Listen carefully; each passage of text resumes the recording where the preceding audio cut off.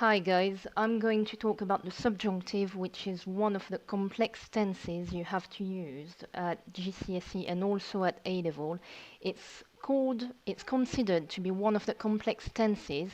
Actually, only one part of it is tricky. The part to form it is not that hard, it's how to use it that can be a bit tricky. So I'm going to make two videos. This one on how to form it, and the second one on how to use it. So I'm really trying to break it down and keep the hard part for the second half.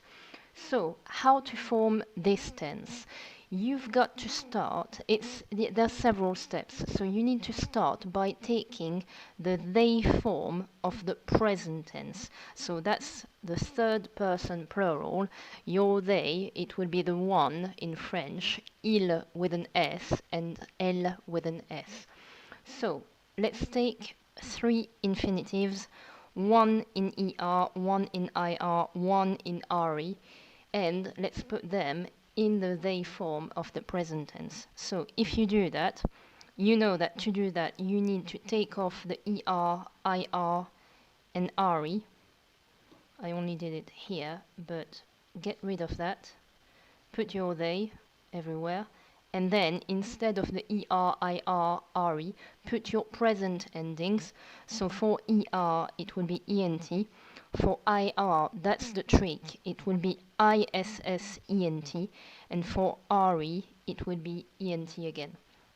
So once you've got that, you need to get rid of ENT everywhere. So cross it here, and cross it here.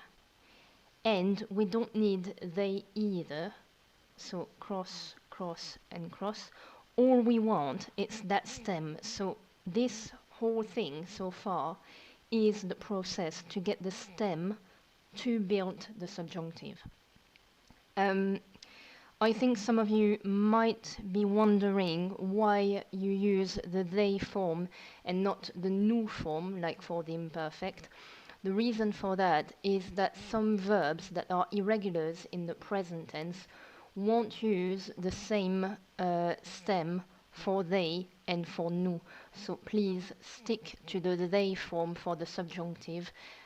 For certain verbs, it will really make a difference. So once you've got that, you've got your stem ready for the subjunctive. So you can put all your pronouns down here. So je, tu, il, nous, vous, il. You see that I have put que before. I'm going to explain that later on, and you will have a full explanation about that in the second video. So just bear in mind that this is how the subjunctive work, even if you don't know why yet. So once you've got your stem and your pronouns, you can put your stem down all the way, which is what I did, and then you just have to add your subjunctive endings at the end of those stems. So for je, the good thing about the subjunctive, for once, is that the endings will be the same no matter if you have an ER verb, an IR verb, or an RE one. So for je, the ending will be E all the way. For tu, it will be ES. For il, it will be E again. And you notice probably so far that the endings I'm using are the ones for the ER verbs in the present tense. So these endings, you have already seen them. Then we move on to nous, which is for the ending IONS everywhere. Then for vous, you put IEZ. And once again, you've seen those endings in a different tense. So for nous and vous, the endings are the same ones we use for the imperfect. And finally, for they, you put ENT, which is, in the end, the ending that you had for the they form in the present tense. So you've seen all of those endings somewhere. Those are the endings of the subjunctive. So E, ES, E, IONS, IEZ, ENT. There you go for the endings. So I hope it's clear. If I summarize this, several steps. You start with the they form of the present tense, so you get rid of your infinitive ending. Put your verb in the present tense with il or elle, it doesn't matter. Then get rid of ent, get rid of they, get your stem all the way down for each pronoun, and then add your subjunctive ending. I'm not going to go yet into how do you translate that in English. That will be part of the second video. It's probably a bit frustrating, but I really want to split how you form it and how you use it. And the translation part will really be in the how you use it video. So for now, I would like you to practice this rule. So if you want, you can stop the video, take notes on that and the whole process if you haven't yet. And then once you have your note, I would like you to try and apply that rule to those verbs. So an ER, an IR, and an RE. Please put that.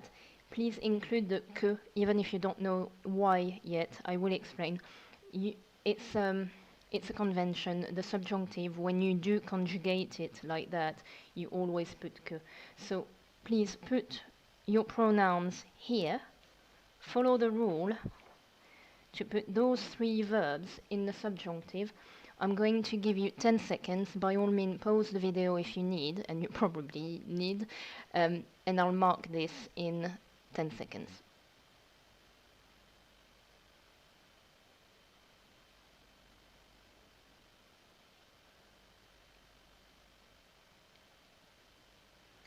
Okay, so if you have followed the steps from those infinitives, you should have written the they form of the present tense, so the third person plural.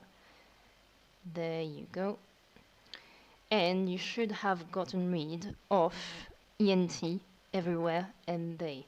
Therefore, you've got your stems here, here, where you keep the ISS. It's the trick here with IR verbs, and here like that. So once you've got those stems, once again, for each pronoun, put your stems down, and then for each at the end of each stem, add your ending, and that's what you should have in the end. So you should have e everywhere for je, es, e, ions, iez, ent. So I hope you've got it right, and I hope that was clear. That was for the regular verbs. So you are used to it now. If you have a pattern like that, a system that clearly structured, it's for the regular verbs. I should have said it at the beginning. So those are regular verbs in the subjunctive. That's how they work. But, like for every tense in French, almost, except the near future, you've got a bunch of irregular verbs, and they are always the same. So I'm only giving you 4. Don't think you need more for GCSE at least. And if you're at A-level, I'll give them to you later. So, 4 irregular verbs.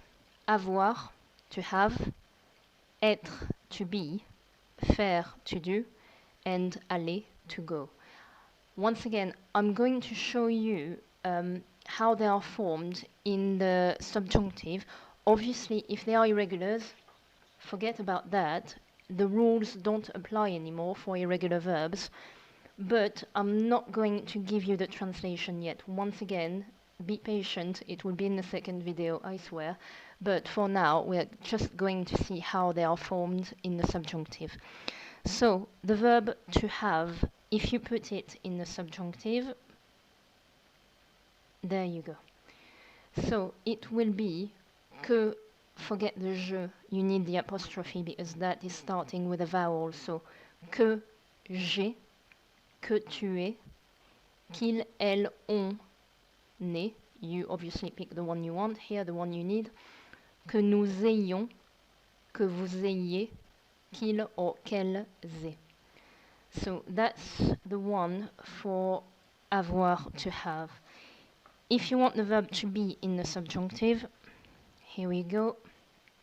So, que je sois, que tu sois, qu'il soit, que nous soyons, que vous soyez, and qu'il soit. So far, there's some similarities with the present tense. You can spot some things that look vaguely the same. This would be your present tense if you take off the E.